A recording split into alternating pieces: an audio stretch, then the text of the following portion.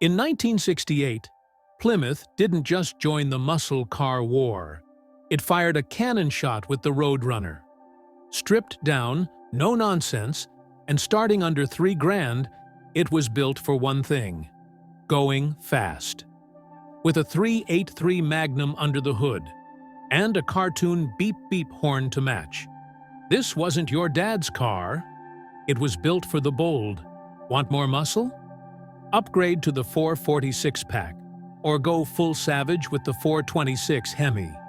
Enough to destroy the quarter mile in 13.5 seconds. In 1969, over 80,000 flew off the lots, including the now rare convertible. The Plymouth bolder, louder, and topped with the iconic air grabber hood. The Roadrunner wasn't fancy, but it was fast. And 50 years later, it's still one of the most legendary muscle machines ever made. The year the Barracuda broke free from its past, 1970, and came back meaner, lower, and louder than ever before. This wasn't just a facelift, it was a full transformation. Built on Chrysler's new E-body platform, the Cuda ditched the economy roots and went full muscle machine. Base model? 383 Magnum? But the real monsters? The 446 pack and the legendary 426 Hemi. Enough brute force to destroy the quarter mile. With shaker hoods, racing stripes, and pistol grip shifters, it wasn't just about speed. It was about style with bite. It didn't whisper. It roared. The 1970 Plymouth Barracuda was raw Mopar energy, forged in Detroit and feared on every street it touched. A muscle car, more like muscle a legend. Dodge didn't just redesign the Charger in 1968, it unleashed a beast. With a fastback profile, hidden headlights, and a menacing Coke bottle stance, the Charger RT was pure American aggression. And under that sculpted hood, the legendary 440 Magnum V8, 375 horsepower of pavement-melting torque. The RT, short for road track, wasn't built for showrooms. It was made to own streets and smoke stoplights. Hit the gas, and it roared past 60 in just over 6 seconds. Inside, it was muscle with a touch of class. Bucket seats, rally gauges, and an attitude louder than its exhaust.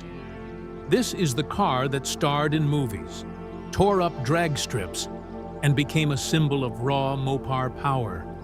The 1968 Charger RT 440 wasn't just a muscle car, it was a statement. In 1967, Chevrolet fired back at Ford's Mustang with a weapon of its own, the Camaro. Sleek, low-slung, and built to brawl.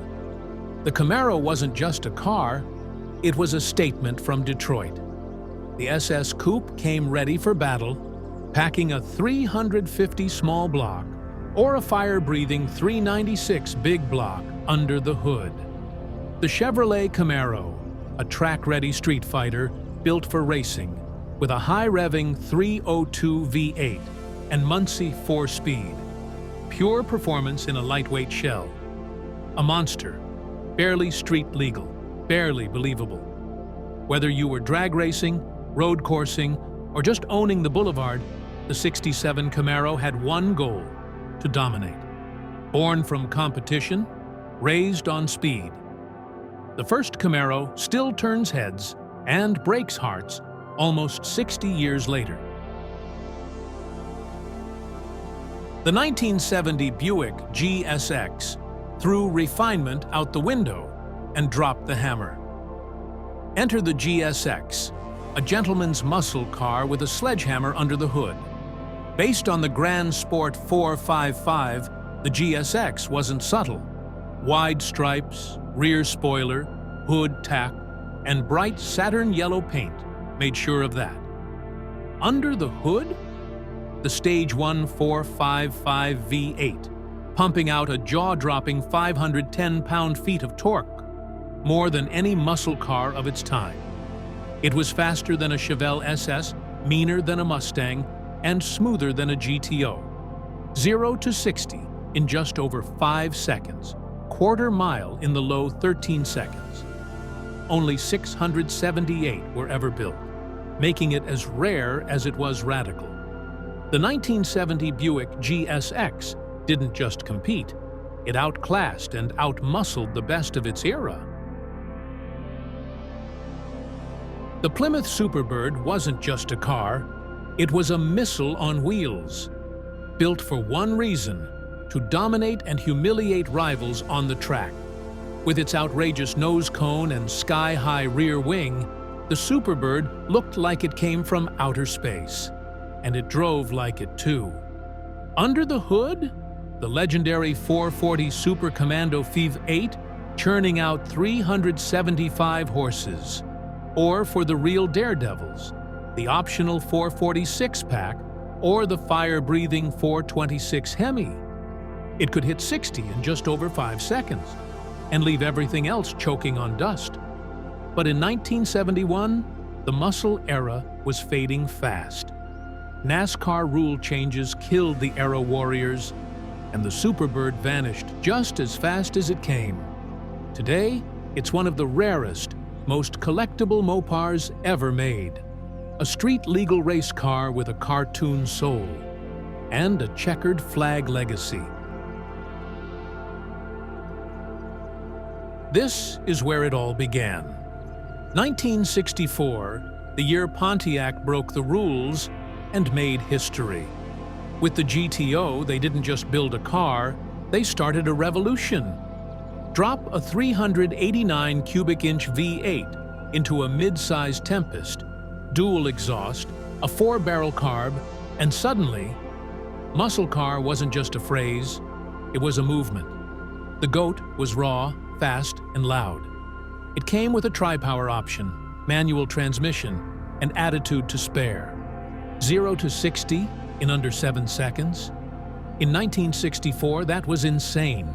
It wasn't for the elite, it was for the street.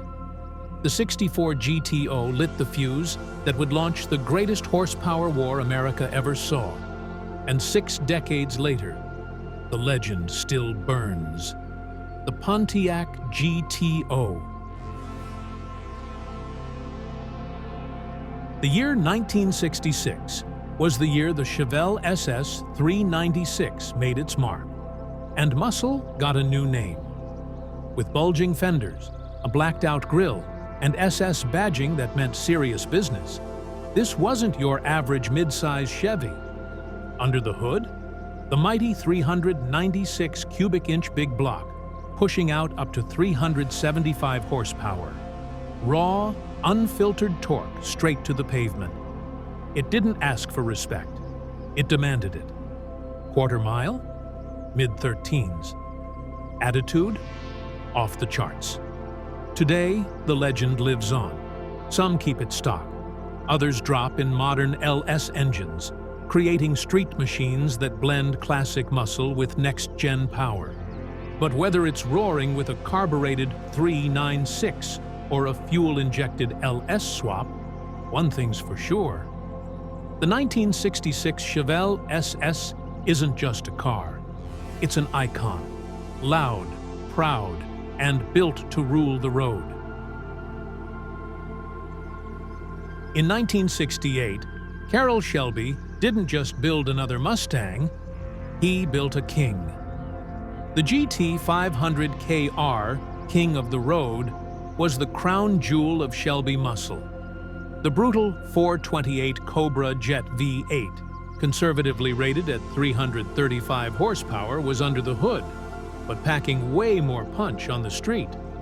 It roared through the quarter mile in the low 13s, all wrapped in sleek fastback styling, fiberglass body panels, and that signature Shelby attitude.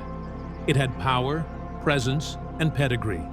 A true performance icon with racing roots and street credibility to match. The GT500 KR wasn't just fast, it was fearless. Only around 1,500 were made, making this Mustang royalty rare and unstoppable. The 1968 Shelby GT500 KR didn't just earn its name, it owned it. In 1971, the muscle car era was starting to fade, but Oldsmobile wasn't ready to give up the crown. Enter the 1971 Oldsmobile 442, a last stand of raw American horsepower. With aggressive new styling, bold stripes, and a split front grille, the 442 looked ready to throw punches.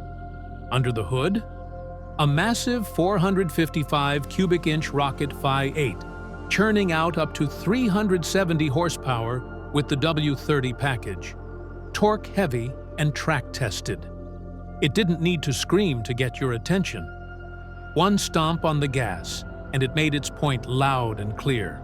Performance, style, and Oldsmobile engineering. The 442 was more than muscle. It was muscle with manners. The 1971 44-2 was one of the last true giants before emissions and insurance killed the party. And today, it's a legend, one that still rumbles through time.